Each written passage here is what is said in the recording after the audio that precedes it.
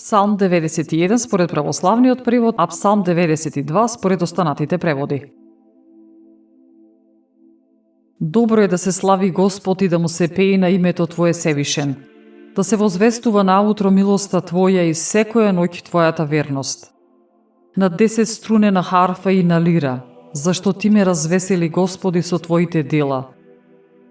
На делата на Твоите раце им се радувам. Колку се големи делата Твои, Господи, многу се длабоки Твоите помисли. Безумниот човек не ќе може да ги узнае, неразумниот нема да го разбере ова. Дури грешниците да никнуваат како треба и кренат глава оние што вршат беззаконие, тоа е за да бидат истребени за секогаш.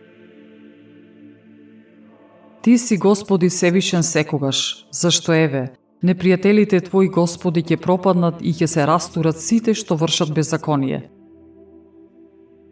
А мојот рог Ти го вознесуваш како рог на еднорогот и ме помазуваш со чисто масло.